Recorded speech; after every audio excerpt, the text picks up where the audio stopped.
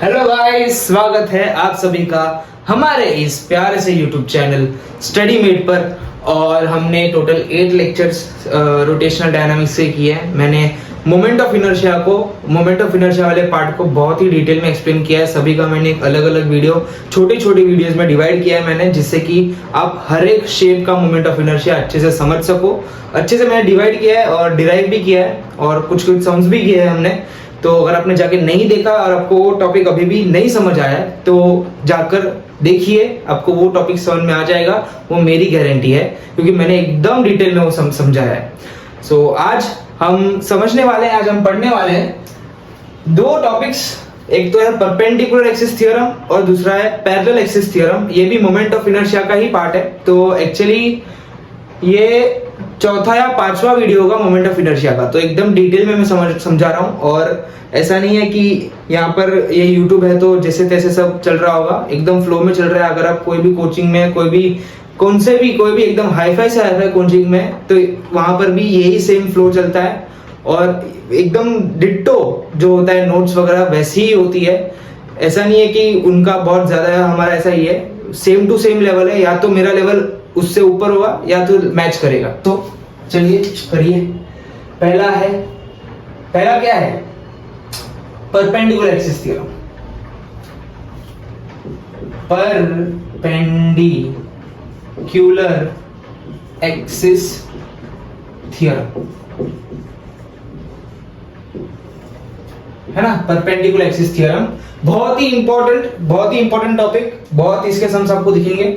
सो पहले तो ये क्या होता है, ये सिर्फ हम याद रखना, परपेंडिकुलर एक्सिस थ्योरम जो है हमेशा हम 2D ऑब्जेक्ट के लिए यूज करते हैं। कौन से ऑब्जेक्ट के लिए? Only for 2D objects.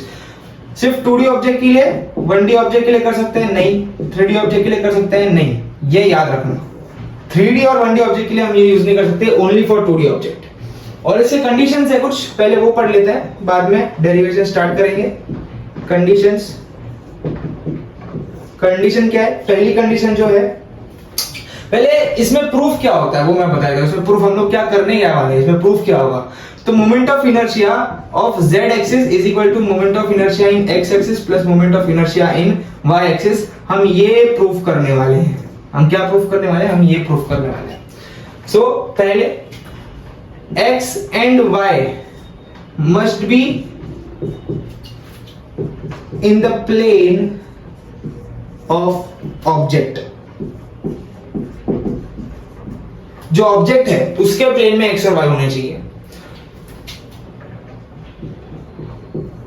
x, y, z must be mutually perpendicular। Mutually perpendicular यानी कि ऐसे,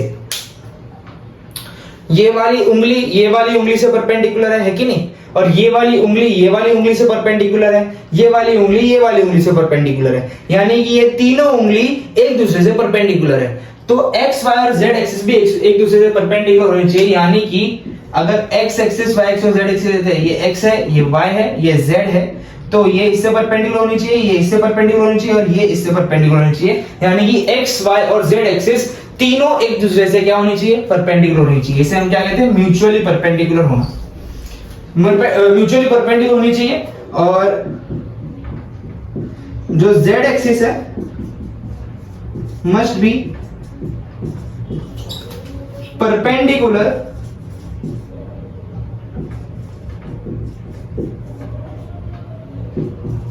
to the plane of object.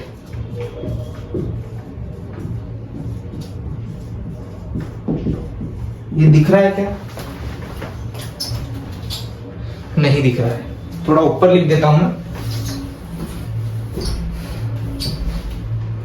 Skip मत करना इसको, थोड़ा थियरी वाला पार्ट है, लेकिन ये याद रखना, z एक्सिस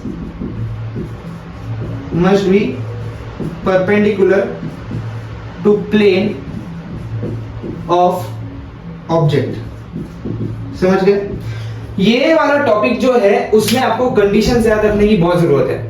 क्वेश्चन ऐसे आएंगे परपेंडिकुलर एक्सिस थ्योरम के, जिसमें आपको दिखेगा कि ये वाला, जरूरी नहीं है कि इसका नाम एक्स और वाई एक्सिस ही हो, जिसका सम हो रहा है, जिन दो एक्सिस का सम हो रहा है वो ऑब्जेक्ट के प्लेन में होने चाहिए। ये भले आप ऐसे लिखो कि अगर आप ऐसे लिखो I of x is equal to I of y plus I of z, तो y और z must be in the plane of object, और x है, x must be perpendicular to the plane of object. समझ गए? ये axis बदल सकती है, ऐसे याद रखो कि यहां पर जो RHS में जिनका सम हो रहा है, यानी कि RHS में जो दो एक्सिस है वो प्लेन ऑफ ऑब्जेक्ट में होनी चाहिए, और उनके सम यानी कि जो IZ है, यानी कि जो LHS में जो एक्सिस है वो ऑब्जेक्ट ऑफ प्लेन के परपेंडिकुलर होनी चाहिए। यानी कि फॉर एग्जांपल एक ये ऑब्जेक्ट है, ये ऑब्जेक्ट है, तो ये वाले एक्सिस जिनका सम हो रहा है वो ऑब्जेक्ट के प्लेन में होने चाहिए। यानी कि अगर मैं ऐसे लिख दूं, कैसे लिख दूं, एक सेकेंड, थोड़ी ड्राइंग को अच्छे कर लेते हैं, है ना। ड्राइंग ठीक होना बहुत इंपॉर्टेंट है। बचपन में मम्मी ने बोला था ड्राइंग क्लास चले जाओ, नहीं गया तो ऐसी हालत हो रही है।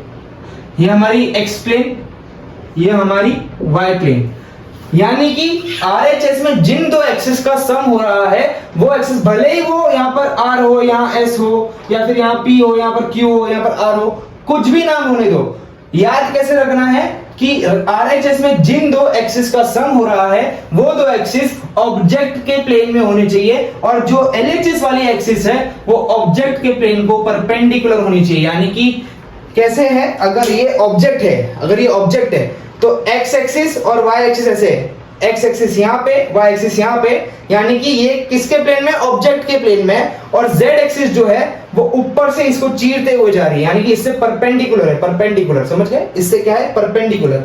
तो z एक्सिस इससे परपेंडिकुलर है और y और z, x और y एक्सिस इसके प्लेन में है। समझ गए? भावना पहुंच ले, यस सर, भावना पहुंच गई, भावना यानी कि फीलिंग्स पहुंच गई, फीलिंग्स, मैं फीलिंग्स की बात कर रहा हूं। तो ये है z एक्सिस, समझ गए, हाँ कि ना, समझे कि नहीं। ये था इसके कंडीशंस याद रखना बहुत जरूरी है। अगर आप बिना कंडीशंस के करोगे तो सम्स में धोखा खा जाओगे, क्योंकि लड़के आजकल धोखा बहुत खा रहे हैं। बॉयज बी केयरफुल, कम से कम इसमें तो धोखा मत खाना। सर इतनी रिलेटेबल बातें मत किया करिए। चलो यहाँ पर बैक टू द टॉपिक। ये कंडीशंस बहुत इंपॉर्टेंट है, इसको इग्नोर मत करना। और ये वाला जो रिलेशन है आपको हर बुक में मिल जाएगा, हर नोट्स में मिल जाएगा, हर जगह मिल जाएगा। सारे सर बोलते हैं कि ये है, लेकिन ये कंडीशंस कोई नहीं बोलता। कंडीशंस बहुत इंपॉर्टेंट है, कंडीशंस को नोट करके रखिए और इसको अपने दिल में बसा लीजिए अगर उसमें जगह हो तो। चलो अब बात करते हैं प्रूफ की। इसके प्रूफ के बारे में, ये कैसे आया उसकी हम बात करते हैं। चलो अब इसका प्रूफ देखते हैं, इस परपेंडिकुलर एक्सिस थ्योरम का प्रूफ देखते हैं। मैं यहाँ पर एक नया एग्जांपल कंसीडर करूंगा। फॉर एग्जांपल यहाँ पर ये एक ऑब्जेक्ट है, एकदम अतरंगी सा ऑब्जेक्ट है, और यहाँ पर इसकी एक्स एक्सिस है, यहाँ पर इसकी ऐसे वाई एक्सिस है, और इसको काटती हुई जा रही एक जेड एक्सिस है। समझ गए? ये एक्स और वाई एक्सिस इसी ऑब्जेक्ट के प्लेन में है, और ये जो जेड एक्सिस है ऑब्जेक्ट के प्लेन से परपेंडिकुलर है, और एक्स वाई और जेड तीनों म्यूचुअली परपेंडिकुलर है। समझ गए? तो सारी कंडीशन सेटिस्फाई हो रही है, और ये एक 2D ऑब्जेक्ट है। तो चलिए अभी इसका प्रूफ देखते हैं। अब मैंने एक यहाँ पर एक छोटा सा मास dm कंसीडर किया। क्या कंसीडर किया? यहाँ पर मैंने एक छोटा सा मास dm कंसीडर किया। अब इस dm का x कोऑर्डिनेट कहाँ होगा? अब इस dm का x कोऑर्डिनेट कहाँ होगा?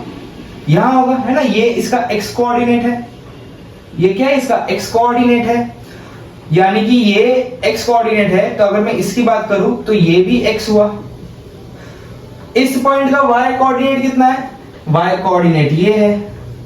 y कोऑर्डिनेट कितना है? y कोऑर्डिनेट ये है।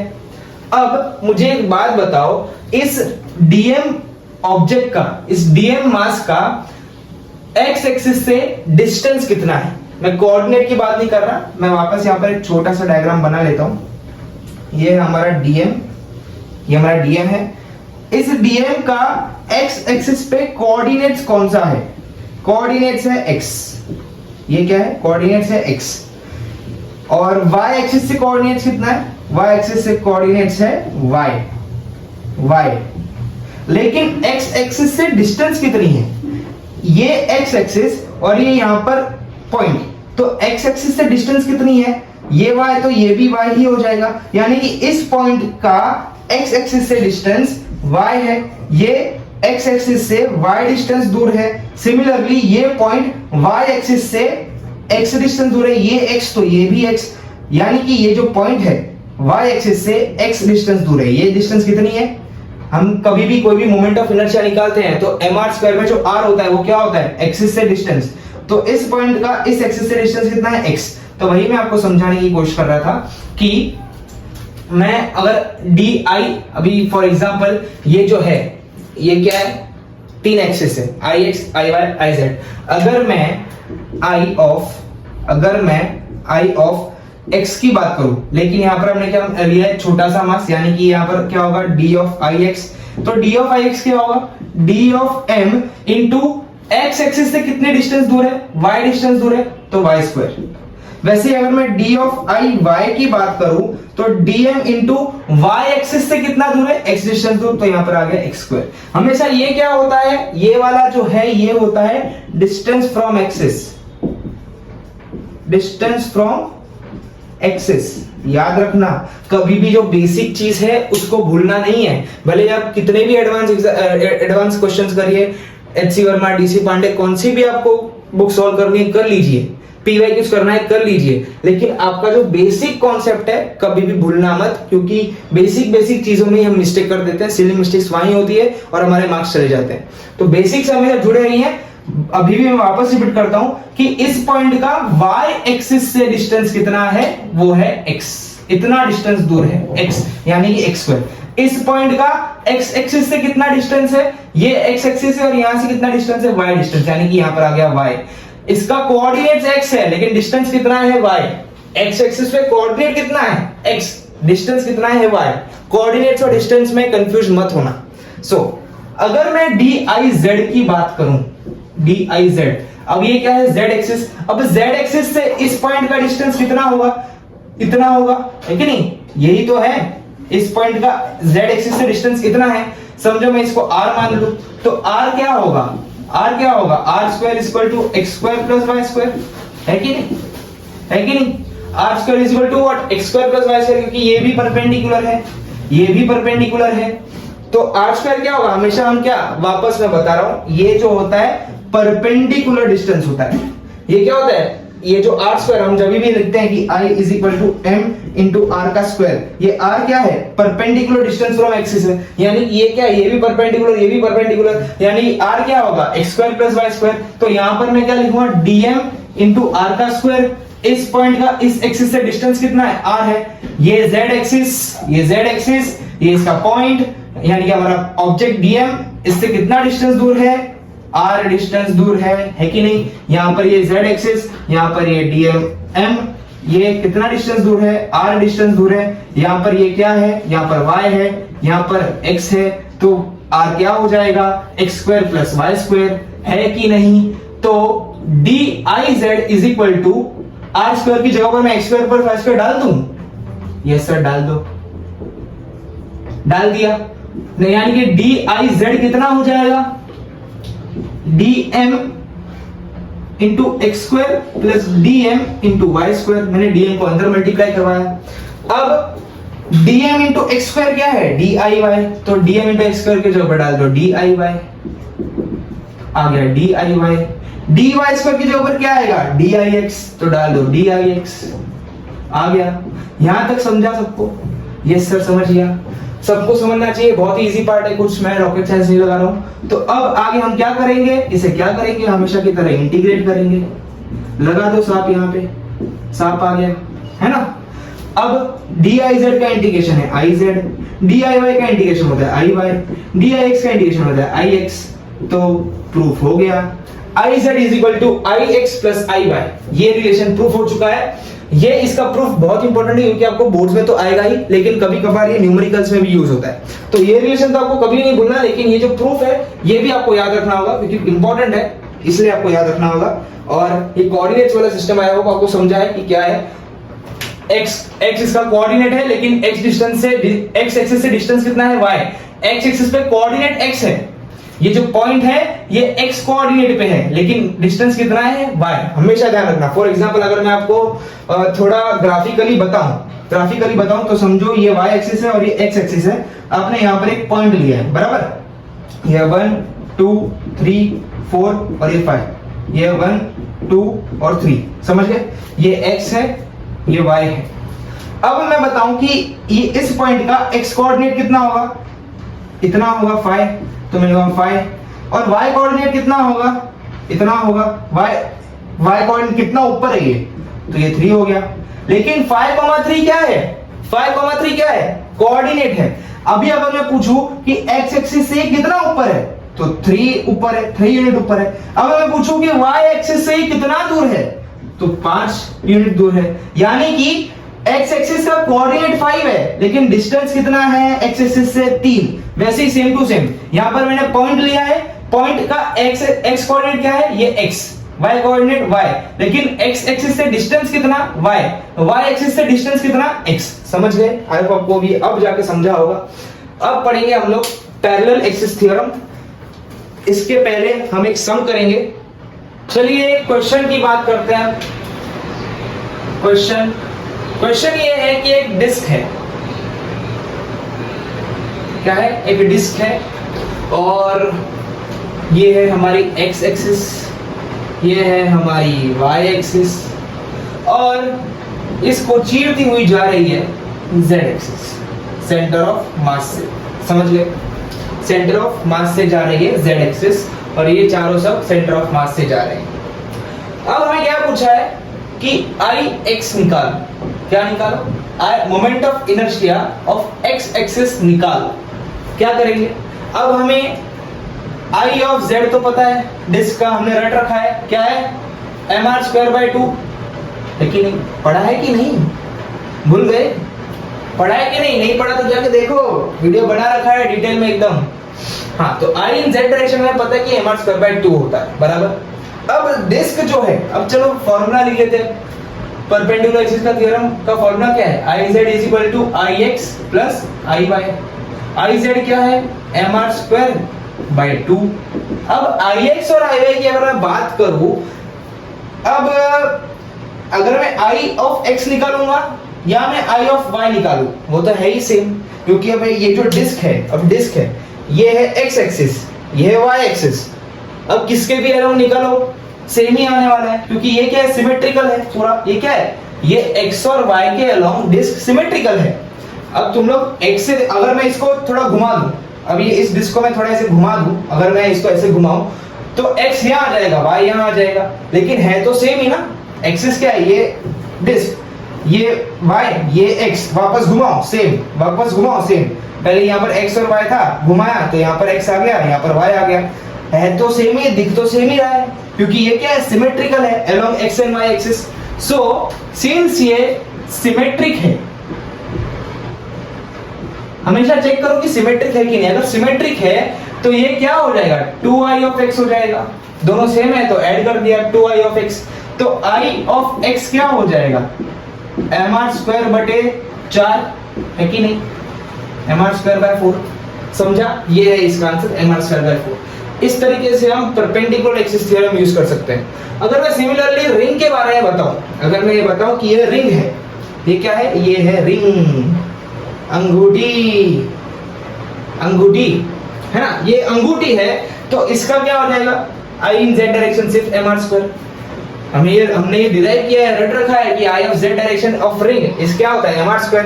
तो सेम यहाँ पर सिर्फ mr² हो जाएगा। ये रिंग भी सिमेट्रिकल है along x and y direction, तो यहाँ पर क्या हो जाएगा, ये सिर्फ 4 के बदले यहाँ पर 2 हो जाएगा, 2 नीचे आ जाएगा। समझ गए? सिंपल सा है एकदम, ज्यादा कुछ हार्ड है नहीं। अब आगे बढ़ते हैं, पैरेलल एक्सिस थ्योरम करते हैं, जो और भी इंटरेस्टिंग है। पैरेलल एक्सिस थ्योरम,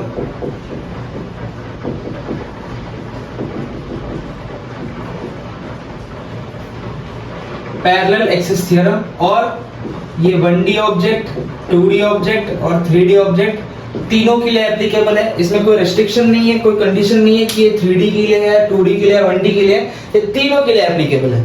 समझ गए? अब इसकी भी कंडीशंस है, इसकी भी क्या है, कंडीशंस है। फॉर एग्जाम्पल यहाँ पर अगर मैं एक बॉडी कंसिडर करूँ, कोई तो है एक अतरंगी सी, है ना, ये यहाँ से पास हो रही है, एक एक्सिस है, है ना, ये मेन एक्सिस है जो सेंटर ऑफ मास से पास हो रही है, और यहाँ पर इसके ही पैरेलल मैंने और एक एक्सिस मान ली, ये समझो कि ICOM है और ये सिर्फ I है। तो मुझे मोमेंट ऑफ इनर्शिया निकालना है along I axis.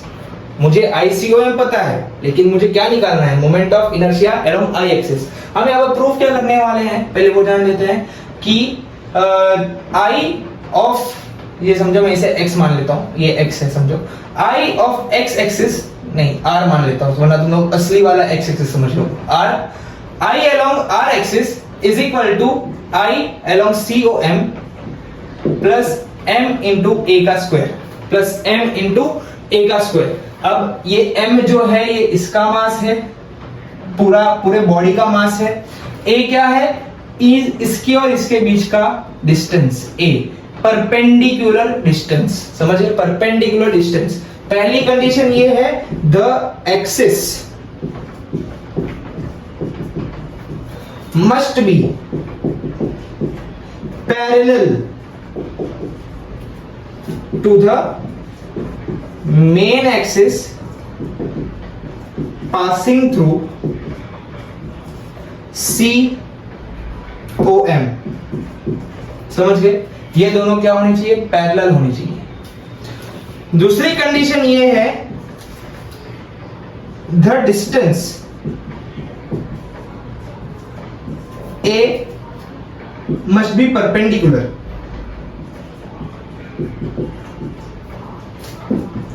to main axis as well as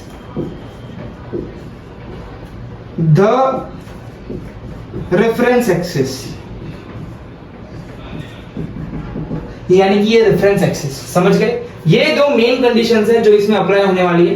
अब बात करते हैं इसके प्रूफ की, कि हम ये प्रूफ कैसे करेंगे। इसका प्रूफ क्या है, इसका प्रूफ क्या है, इसका प्रूफ ये है कि मैंने कुछ डिस्टेंस दूर यहां पर मैंने एक मास माना dm। ये जो सेंटर ऑफ मास से r डिस्टेंस दूर है, सेंटर ऑफ मास से r डिस्टेंस दूर है।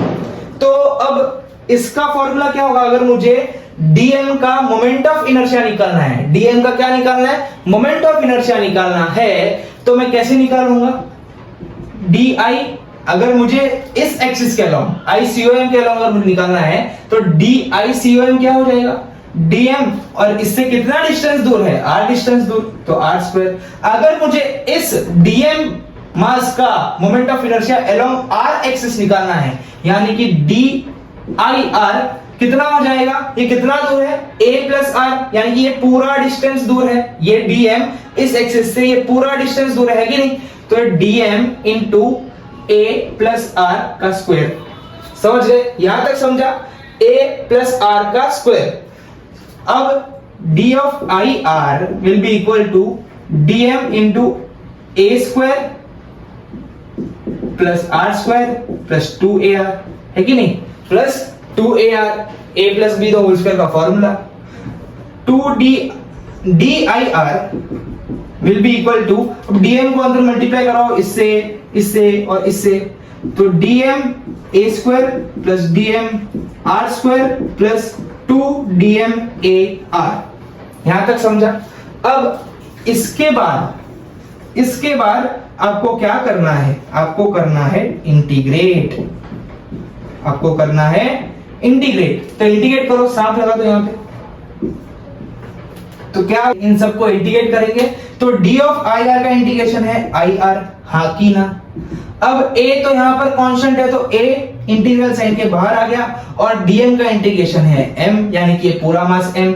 ये क्या है हमारा, अगर मैं यहां पर इंटीग्रल साइन डाल दूं तो ये ICOM के इक्वल आ जाएगा, तो इंटीग्रेशन ऑफ ICOM, है ना। ये क्या है, अगर मैं यहाँ पर इंटीग्रल साइन डाल दूं दोनों तरफ, तो ये ICOM का इंटीग्रेशन हो जाएगा, यस सर हो जाएगा। यहाँ पर 2a कांस्टेंट, बाकी सब तो ये वेरिएबल है, 2a डाल दिया यहाँ पे, और इंटीग्रेशन ऑफ dm r, इसको सूखने दो थोड़ा, इसको थोड़ा सा सूखने दो, सूख जा,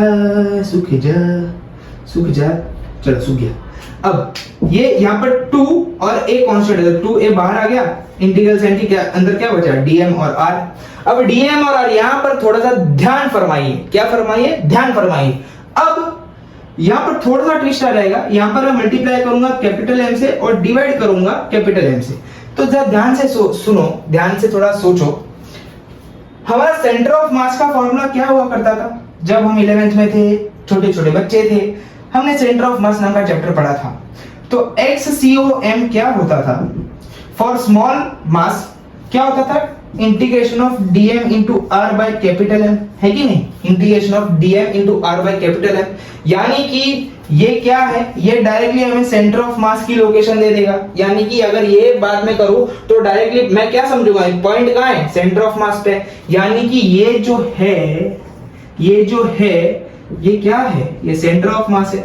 यानी कि मैं क्या समझूं कि R जो है, R सेंटर ऑफ मास पे, यानी कि ये जो पॉइंट है वो सेंटर ऑफ मास पे ही है कि नहीं, बराबर समझ रहे हो। ये जो है ये क्या है, ये सेंटर ऑफ मास पे ही है। R is equal to 0, R is equal to 0, यानी कि ये dm जो है वो सेंटर ऑफ मास पे ही पड़ा है। ये dm यहां नहीं है, ये dm सेंटर ऑफ मास पे पड़ा हुआ है। यानी कि ये पूरा कहां हो जाएगा, 0 हो जाएगा, है कि नहीं, समझ गए, ये 0 हो जाएगा। इसे मैं सेंटर ऑफ ग्रेविटी के थ्रू भी समझा सकता हूं, लेकिन अभी नहीं, उतने बड़े नहीं हुए अभी तक आप, जो मैं सेंटर ऑफ ग्रेविटी, थोड़ा आगे आ जाएगा, टेंशन मत लो, सब सिखाएंगे। तो I of R is equal to ma square plus d of ICOM का इंटीग्रेशन क्या होगा, ICOM, और ये तो 0 है तो मैं इसे लिखूंगा ही नहीं। Hence proved। आई होप आपको समझा है। अब हम इसके रिलेटेड सम्स करेंगे, सो बुक और पेन निकाल के रेडी रहिए। चलिए अब हम सम करेंगे क्वेश्चन नंबर 1। क्वेश्चन नंबर 1 में हमें क्या बताया गया है कि एक क्या है, बड़ा सा रॉड है जिससे आपको आपकी मम्मी पीटा करती थी। आपको इससे बहुत दुश्मनी होगी, है कि नहीं, बहुत मारा है तुम्हें। तो यहां से इसके सेंटर ऑफ मास से एक एक्सिस पास हो रही है जिसका नाम है ICOM, और हमें निकालना है, क्या निकालना है, इस एक्सिस के अलोंग क्या, अगर समझो मैं इसे R मान लूं तो मुझे IR निकालना है। क्या निकालना है, मुझे IR निकालना है, जो कि हमें पता है, हमने पहले रख लिया है कि अगर कोई रॉड है उसके एंड के थ्रू अगर कोई एक्सिस पास हो रही है तो क्या होती है, mr²/3। चलो इसे प्रूफ करते हैं, हमने पहले ही किया, लेकिन अब हम इसे प्रूफ करेंगे पैरेलल एक्सिस थ्योरम से। हमने ये भी रट रखा है कि m ऑफ क्या, I ऑफ COM क्या होता है, m, ये L होगा, L है, ml²/3। अगर ये पूरा L है तो, ये होगा ml²/12 ICOM, हमने पहले ही पढ़ लिया है। अगर ये पूरा L है तो ये कितना है, L/2, है कि नहीं। सो पैरेलल एक्सिस थ्योरम क्या कहता है कि I of R is equal to I of COM plus M into A²। हाँ कि ना, यस सर, बराबर। तो I of R will be equal to ICOM क्या है, ICOM है ml²/12 और MA² यानी कि M जैसा था वैसा ही, A² क्या है, ये डिस्टेंस, यानी कि A के बदले क्या डालोगे, L/2 डालोगे, L/2 का स्क्वायर, है कि नहीं। ये परपेंडिकुलर डिस्टेंस है, लेकिन ये परपेंडिकुलर है, बराबर, परपेंडिकुलर डिस्टेंस, और ये दोनों एक्सिस क्या है, एक दूसरे से पैरेलल, तो कंडीशन भी सेटिस्फाई हो रही है। करो मजे, और क्या चाहिए लाइफ में। तो ml²/12 प्लस ml²/4। अब यहां पर मैं एलसीएम करूंगा तो यहां से मैंने 3 को मल्टीप्लाई किया, यहां भी 3 को मल्टीप्लाई किया, तो ml²/12 प्लस 3ml²/12 ऐड करो तो आपको आ जाएगा 4ml²/12, 4 3 यानी कि ml²/3। Hence proved। ऐसे सिचुएशंस में पैरेलल एक्सिस थ्योरम बहुत ही हेल्पफुल होता है, ऐसे सिचुएशंस में पैरेलल एक्सिस थ्योरम बहुत ही हेल्पफुल होता है। अब और एक सम करेंगे, क्वेश्चन नंबर 2। एक डिस्क है, एक क्या है, डिस्क है, एक डिस्क है। अब क्वेश्चन क्या है, क्वेश्चन क्या है, ये इसका क्या है, centre of mass. Centre of mass से एक एक्सिस बहुत खुशी से जा रही है, बहुत खुशी से जा रही है। ये क्या है, ICOM, ये क्या है, ICOM। अब वैसे ही यहां से और एक एक्सिस जा रही है खुशी से। ये कैसे मैं बता देता हूं, एक्चुअली ये सीधा मुझे ड्रॉ करना चाहिए था, मैंने गलत ड्रॉ किया है, वापस ड्रॉ कर देता हूं मैं। ये है डिस्क, ये इसका सेंटर ऑफ मास एकदम खुशी से जा रही है, और एक एक्सिस है जो ऐसे जा रही है। अब बराबर समझिएगा, ये है ICOM और ये है R। हमें क्या ढूंढना है, I of R ढूंढना है। क्या होगा I of R, हमें ICOM तो बताया, हमने बचपन में ही इसे रट लिया था। ICOM ऑफ डिस्क का हो तो है mr²/2, mr²/2। और पैरेलल एक्सिस का थ्योरम क्या है, I of R is equal to ICOM plus ma², है कि नहीं। अब ये क्या है, ये तो इसका रेडियस ही है ना भैया, ये परपेंडिकुलर डिस्टेंस भी है, ये रेडियस है कि नहीं। I of R is equal to ICOM क्या है, mr²/2 plus m into a क्या है, R, यानी कि R का स्क्वायर, यानी कि IR इज इक्वल टू, बस आपको क्या करना है, 3/2 mr²। आ गया, ये क्या है, R है, कैपिटल R, समझ गए, आ गया। तो ऐसे सिचुएशंस में हमें पैरेलल एक्सिस थ्योरम बहुत हेल्प करता है। आई होप आपको आज का लेक्चर समझ में आया होगा। मिलते हैं नेक्स्ट लेक्चर में, और टेंशन मत लो, न्यूमेरिकल्स के लिए भी एक वीडियो बनाएंगे, और आपको न्यूमेरिकल्स प्रैक्टिस करने हैं। क्वेश्चंस मैं जल्द ही अपलोड कर दूंगा हमारी वेबसाइट पर, लिंक भी दे दूंगा, टेंशन मत लो। जो सिखा रहा हूँ पहले वो पढ़ लो, नोट्स में लिख लो, ये जो छोटे मोटे क्वेश्चंस करवा रहा हूँ वो कर लो, और एडवांस क्वेश्चन हम लोग करेंगे। मिलते हैं नेक्स्ट लेक्चर में, तब तक के लिए गुड बाय, जय श्री कृष्ण, राधे राधे, टेक केयर।